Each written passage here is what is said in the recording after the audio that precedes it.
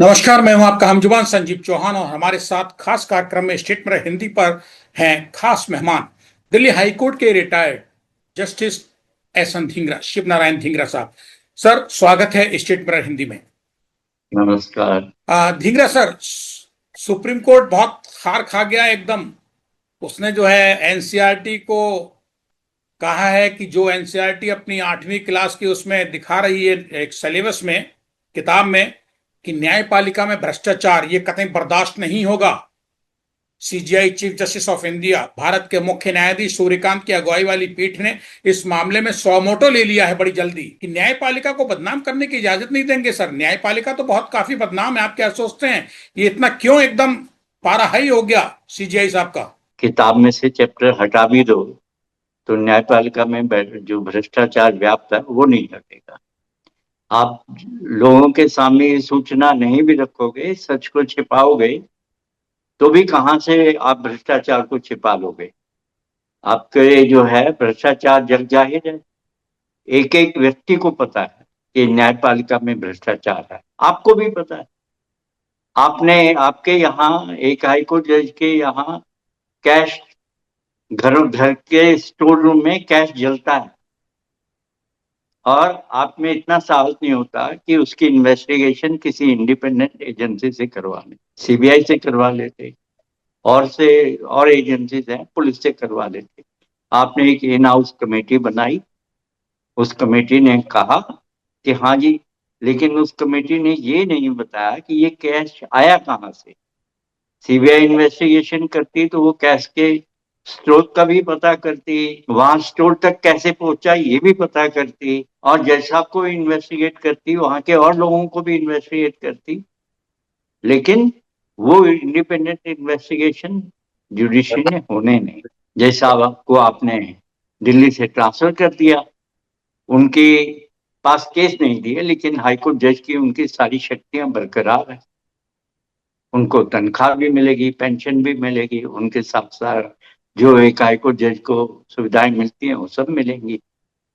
तो भ्रष्टाचार का जो है, आप लोगों ने दरवाजे खोल रखे हैं। क्योंकि एक किताब के एक चैप्टर को फाड़ के निकाल भी दोगे तो क्या अंतर पड़ेगा। और फिर ये बताना कहां से गुनाह हो गया कि जुडिशरी में भ्रष्टाचार है। ये कब से गुनाह हो गया? सच बोलना भी गुनाह है क्या? जिसने लिखा है उसने झूठ तो कुछ नहीं लिखा। और फिर आपकी अदालत के अंदर प्रशांत भूषण जी का केस चला, और वो किस बात का केस था? कंटेम्प्ट ऑफ कोर्ट का। वो भी तो यही था। उन्होंने खुलेआम डंके की चोट कहा था कि इस जुडिशरी में इतने प्रतिशत जज बेईमान हैं, भ्रष्ट हैं, और उन्होंने तो बकायदा प्रेस को बयान दिया था। आपने वहां भी सुओ मोटो कंटेम्प्ट का वो लिया था, और पूरी कंटेम्प्ट पिटीशन में ऐसे लग रहा था कि आप लाचार हैं, वो आदमी तो अभी भी अडिग है। और आपने लाचारी में उससे बहुत कहा कि भैया माफी मांग लो, इसको वापस ले लो बयान को, हम तुम्हें माफ कर देंगे। उसने कहा नहीं लूंगा, क्योंकि मैंने जो बोला है वो सच है। तो थक हार कर ट्रायल के अंदर जब उन्होंने मना कर दिया, आपने उसके ऊपर 1 रुपया का फाइन लगाया। तो मेरे ख्याल सुप्रीम कोर्ट को चाहिए कि एनसीईआरटी के उस लेखक के ऊपर भी 1 रुपया फाइन लगा दे, वो बड़ी खुशी खुशी दे देगा कि भैया ठीक है, 1 रुपया मैं भी दे देता हूँ। तो धिंगरा ये सर, भ्रष्टाचार जो है सिर चढ़ के बोल रहा है। इस तो किताब के एक चैप्टर को खत्म करने से भ्रष्टाचार खत्म नहीं होता। धिंगरा सर, क्या आप, न्यायपालिका को धिंगरा सर, आप क्या ये कहना चीफ चाह रहे जस्टिस हैं साहब को, कि इस चैप्टर ने जो लिखा वो सच लिखा है एनसीईआरटी कक्षा 8 की किताब में, और उस चैप्टर को फड़वा के हटवा के सुप्रीम कोर्ट ये चाहता है कि सच जो है वो उजागर ना हो, सच्चाई दुनिया के सामने ना आए? ये नियत हो सकती है क्या सुप्रीम कोर्ट की? मैं तो वास्तविकता की बात कर रहा हूँ। आप ही बता रहे हो कि इसके ऊपर सो मोटो कॉग्निजेंस ली गई। क्यों ली गई? क्योंकि सुप्रीम कोर्ट को लगा कि ये हमें बदनाम किया जा रहा है। तो बदनाम ये तथ्य के न्यायपालिका में भ्रष्टाचार है, ये एक जग जाहिर तथ्य। हर व्यक्ति जो उसका न्यायपालिका से थोड़ा भी वास्ता पड़ा है, वो ये जानता है कि न्यायपालिका में भ्रष्टाचार, जैसे पुलिस में है। हर व्यक्ति जिसका पुलिस के साथ वास्ता पड़ा है, वो जानता है कि पुलिस में भ्रष्टाचार है, एडमिनिस्ट्रेशन में भ्रष्टाचार है, ब्यूरोक्रेसी में भी भ्रष्टाचार है। एक लेवल तक के ऊपर शायद कुछ लोग ऐसे हों जो भ्रष्टाचार में लिप्त नहीं होते, ऐसे ही कुछ जजेस भी हैं जो भ्रष्टाचार में नहीं होते लिप्त। जब हम कहते हैं भ्रष्टाचार है, इसका मतलब हर व्यक्ति भ्रष्ट है ऐसा नहीं होता। इसका ये अर्थ होता है कि ज्यादातर लोग भ्रष्टाचार में लिप्त, बहुत से हैं ईमानदार। तो आप इस तथ्य को दबा करके या उसके ऊपर कार्रवाई करके जिसने ये चैप्टर लिखा है, क्या साबित करना चाहते हो? कि आप इज्जतदार बन जाओगे? ढींगरा साहब, मैं बताना चाहूंगा स्टेट मेरा हिंदी के साथ जो अभी अभी सब्सक्राइबर दर्शक जुड़े हैं कि हमारी बात हो रही है, बेबाक बात हम कर रहे हैं एनसीईआरटी की कक्षा 8 की किताब में जो जुडिशरी में करप्शन का चैप्टर है उसको लेके बवाल है। भारत के सर्वोच्च न्यायालय ने, chief justice of India Bharat के मुख्य न्यायाधीश ने सौ लिया है और बाकायदा इस पे कहा है कि इस तरीके की किताबों में चैप्टर बर्दाश्त नहीं किए जाएंगे। लांछन लगाया जा रहा, बदनाम किया जा रहा जुडिशरी को, भारत की न्याय व्यवस्था को। लेकिन वहीं हमारे साथ दिल्ली हाईकोर्ट के रिटायर्ड जस्टिस न्यायाधीश एस.एन. ढींगरा साहब, शिव नारायण ढींगरा साहब कहते हैं कि किताब में जो लिखा है चैप्टर वो सच लिखा है और सच सामने लाया जा रहा है, तो इसमें बुरा मानने की क्या बात है। सर, इसके साथ सवाल ये पैदा होता है कि देश के वरिष्ठ लॉयर एडवोकेट प्रशांत भूषण ने जब ये कहा था कि भारत की जुडिशरी में बहुत सारे करप्शन हैं, बहुत सारे जजेस करप्ट हैं, वो ट्रायल पे मुकदमा गया और 1 रुपए पे जुर्माने पे छूटा। वो उन्होंने माफी नहीं मांगी ना अपना केस वापस लिया। सवाल ये कि क्या सर एनसीईआरटी की इस किताब में चैप्टर लिखने वाला लेखक या एनसीईआरटी 1 रुपए का जुर्माना भर के माफ हो जाएगी, छोड़ दी जाएगी, जैसे प्रशांत भूषण छोड़ दिए गए, जैसे मिस्टर वर्मा जो है दिल्ली हाईकोर्ट के जज साहब इलाहाबाद वापस कर दिए गए, केवल कुछ नहीं बिगाड़ पाए उनका, एक इन्वेस्टिगेटिव एजेंसी इंडिपेंडेंट सीबीआई जैसी से कोई इंक्वायरी नहीं करा पाया, वहां सब करप्शन नहीं था।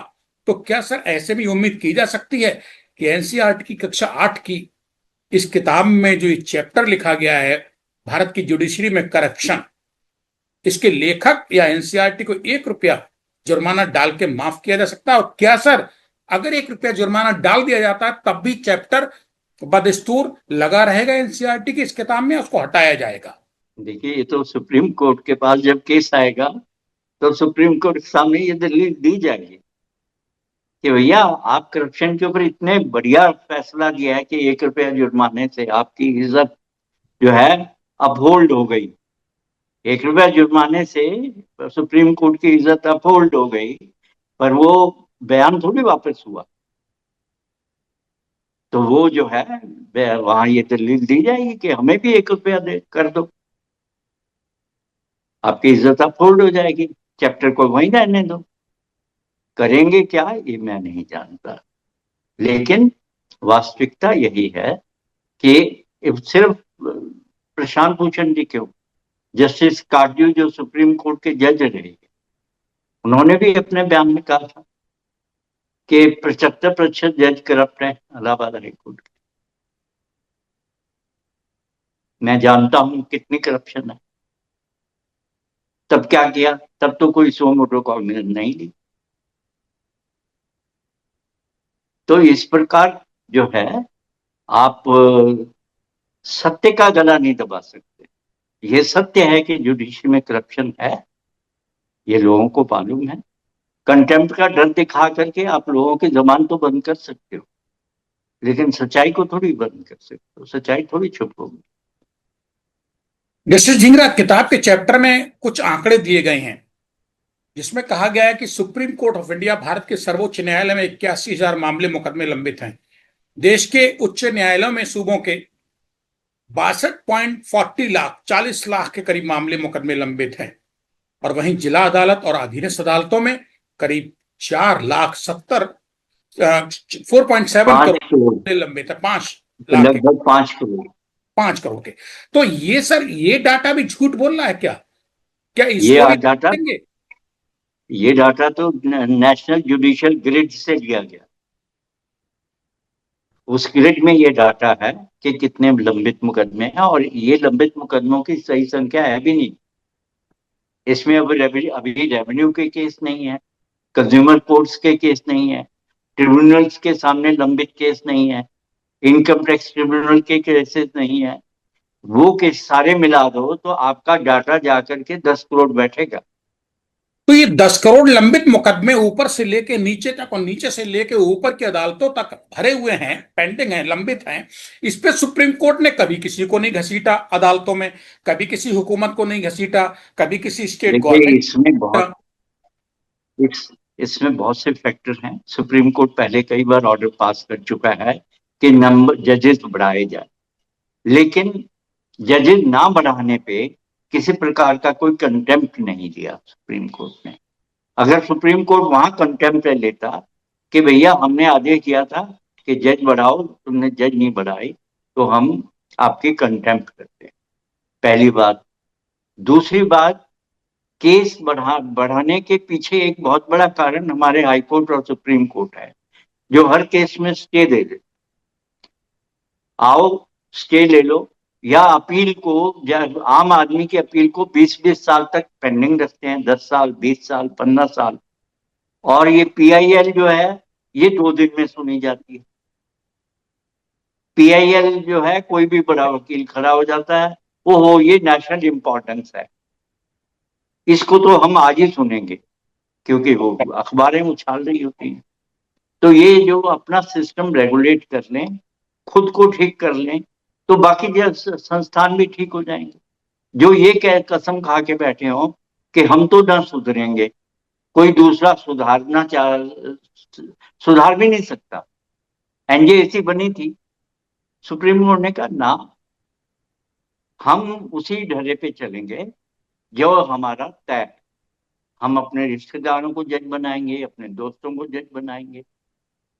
सुप्रीम कोर्ट का रोस्टर सिस्टम, हर केस के लिए अलग रोस्टर क्यों हो? आप स्पेशलाइजेशन लाओ, ये पेंडेंसी बहुत जल्दी खत्म होगी। लेकिन नहीं लाएंगे, क्योंकि स्पेशलाइजेशन से जज बोर हो जाते।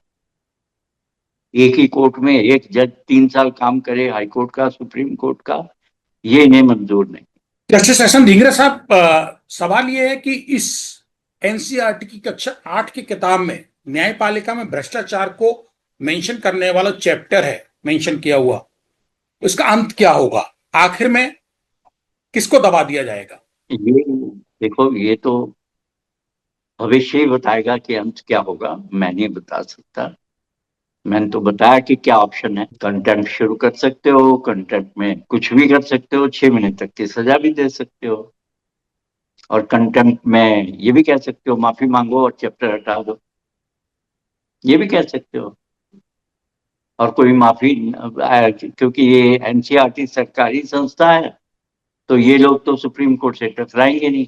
ये प्रशांत भूषण तो है नहीं, तो ये तो कहेंगे ठीक है जी, हमसे गलती हो गई, माफ कर दो, हम ये वापस ले रहे, इसको बदल रहे, इसमें भ्रष्टाचार का शब्द हटा देंगे। बाकी तो डाटा है, हर एक को पता है। हर 3 महीने बाद अखबारों में छपता है कि कितने पेंडिंग है, कितने नहीं है पेंडिंग। मतलब सर, कुल मिलजमा ये है कि जब जब जब अदालतों की कमियां उजागर की जाएंगी, जजों की कमियां उजागर की जाएंगी, उनको अपने चेहरे बेनकाब होते नजर आएंगे। जो बेनकाब करेगा उसको न्यायिक व्यवस्था की ताकतों में जो व्यवस्थाएं दी गई हैं उनका गलत नाजायज फायदा उठा के दबा दिया जाएगा, और जैसा अदालतों में जो कुछ चल रहा है कछुआ चाल से, उनकी मर्जी के मुताबिक वो चलता रहेगा। ये लाइलाज बीमारी है। ये 78 साल का इतिहास देख लो हमारी जुडिशरी का, तो आपके प्रश्न का उत्तर हमारे इतिहास में है 78 साल। देखो क्या हमने सुधार किए जुडिशरी, कहाँ इलाज किया, किसका इलाज किया।